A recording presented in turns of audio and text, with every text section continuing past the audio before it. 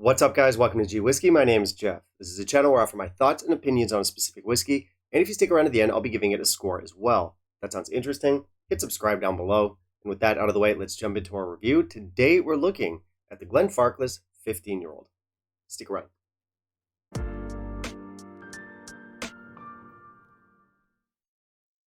All right, we're looking at the Glenfarclas 15 today. This is a whiskey that I go way back with. I've been drinking this for 10 or 12 years now, and I remember way back in the day, probably about a decade ago, this and the Glendronach Revival were considered two of the best 15-year-olds on the market.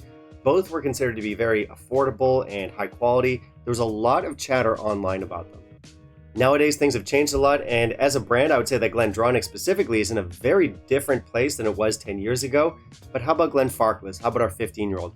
Is this still one of the better 15-year-olds out there on the market? Before we get into that, here's a little bit about the bottle. Apparently, this one's not available in the United States. Now, I know that was the case a few years back. I'm not sure if that's still true now, so maybe some of my American viewers can chime in and let me know. But I think it is available in most other markets.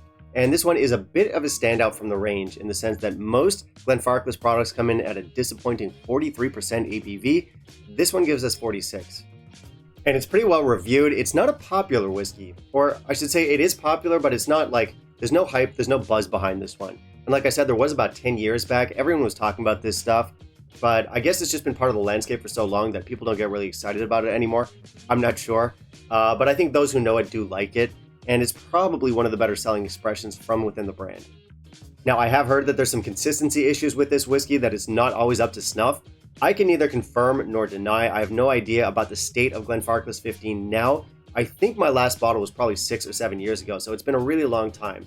But just going off of memory, I did have a few bottles back in the day, and I don't remember any duds in there. For me, it was always a pretty consistent whiskey.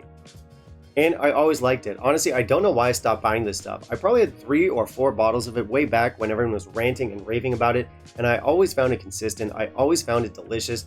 So I do actually have a little bit of nostalgia for this bottle. So it should be an interesting one to come back to. So with that said, let's jump into our review of it, see what the whiskey's all about. And in the meantime, if you could kindly leave a like down below, that'd be greatly appreciated. As I said earlier, this one comes in at 46% ABV. It's non-chill filtered and our color is natural. It's always nice to have 3 checks up there. You know, Glenfarclas bottles, I don't love them. They're going for traditional. They are traditional. They pull it off. It feels like a storied, old school distillery with a lot of history behind it. I get it, but I guess I just like a little bit more flash or pomp or modernity. That's my taste. I see why people love it. For me, it's it's not terrible. It's a 3 out of 5 for presentation. So it does mention natural color on the back. Nothing about being non-chill filtered. It would be nice to know that. We have some really basic tasting notes on the back and not a whole lot else. This is about as bare bones of a presentation as you're going to get, which is fine. Yeah, it's fine. So I did not add water. Let's try the nose. Well, sherry right away. Very full, very rich. Lots of orange oil, lots of Christmas cake, lots of cinnamon. It's very fruity.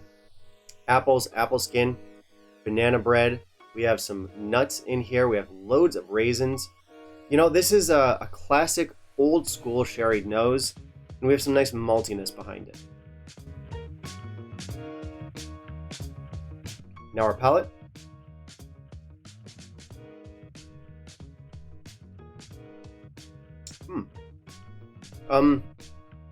Nothing special about the texture. Again, loads of Christmas cake notes in here. We get like that sherry and that spice up front. Cinnamon, fruits, banana bread, ginger. We've got orange peels and apple skins and dates and plums and raisins. All the staples of a good sherried whiskey. Good complexity here. And now the finish.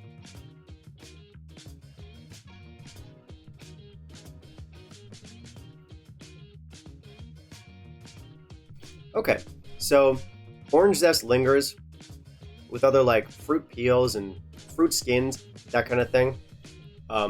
Mulled wine. Of course, that Christmas cake. We've got cinnamon, apple pie, walnuts, anise, and just like general spices. There is a touch of a metallic note in here. Medium finish. You know, it's funny, I haven't been drinking that much sherry matured whiskey these days. I've been gravitating more towards the bourbon matured scotches in my cabinet, so I've been reaching for this one maybe a little bit less than I otherwise would. That being said, every time I reach for this stuff, I'm reminded of why I liked it so much like 10 or 12 years back. It's really good, and even though I can't tell you that it's got exactly the same flavors as it always had, I can tell you it's got the same old charm. It's characterful. There's a sharpness to the sherry in this. It's not like this perfectly round, sweet thing. And I'll admit, Glenfarclas has not always been my favorite distillery. I'm sure a lot of you out there like this brand a lot more than I do. But love it or hate it, Glenfarclas is about as far as you're going to get from like these slick, modern, engineered style of sherried whiskeys. In other words, it's old school. And I like that about it. And that sharpness of the sherry, it's not going to be for everyone. It's got a bit of an edge to it because it really goes all in on that orange peel note. It's basically, like you're chewing on an orange peel. That being said, it's not an oddball whiskey, nor is it inaccessible. If you like sherry, you are going to like this. We have enough fruitiness and sweetness and Christmas cake notes in here. They balance out that orange peel note. And really, this is just a classic sherried flavor profile through and through. It's just a little bit less shiny than a lot of the more modern stuff. And I mean that in a good way. Good complexity in here, some great flavors, a little bit old school, we've got great balance. Really, you can't go wrong with this one. And maybe it's not like a mind-blowing whiskey, but it's really solid, it's really delicious, it's really charming. And while some people have said this isn't a consistent whiskey, in my experience, I haven't had a bad bottle or even a lesser bottle of this stuff. So this one's for the sherry lovers, the classic sherry lovers, the old school sherry lovers.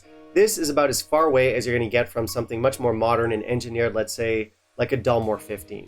And I don't even hate the Dalmore 15, but it's the opposite end of the sherried spectrum. So if you like your sherry with a dash of old school charm, this one's got you covered. And as far as I'm concerned, it's also the best affordable Glenfarclas. Now, I haven't tried their entire range. I did not try the 25. I think I've tried most of their line all the way up to the 21. And within those, I would say that this one is the standout. It's the best one. It is the one you should go for. What else? Yeah, I mentioned earlier this one and Glendronach 15 used to be considered the best bang for buck sherried whiskeys or sherried 15-year-old whiskeys on the market. And I also mentioned that the modern version of the Glendronach 15 is not nearly as good as it once was. In fact, if you ask me, it's a shadow of its former self. So if we're comparing the two today, this one is the clear winner. And again, even within the Glenfarclas line, this one comes out on top. And not just because we have the full 46% ABV here, which of course does help things along, but we've also got some more active sherry casks behind it. Oftentimes I find with Glenfarclas, many of their sherry expressions are a little bit lackluster because they have these like tired, refilled sherry casks that they use to mature the whiskey. And luckily that's not the case for this one. So we have these really robust, rich, delicious flavors in here. It's balanced, it came out beautifully. So honestly, this one is a modern classic. My score is going to be 89 here. And listen, if you guys are into sherry at all, this one's a must. We definitely have some good value on this one. Glenfarclas is renowned and respected for keeping their prices pretty reasonable. So this one is not particularly expensive. In fact, it's one of the cheaper sherried 15-year-olds you're going to find, and it's better than a lot of them. So really, if you're into sherry at all, or if you just like good quality old school whiskey, you'll find this one 100% worth the money.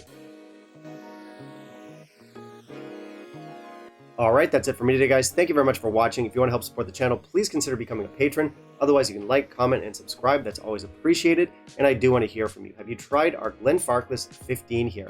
What were your thoughts? Finally, down in the comments below, you can let me know what you want to see me review next, and I'll keep it in mind for my upcoming videos. Bye, guys.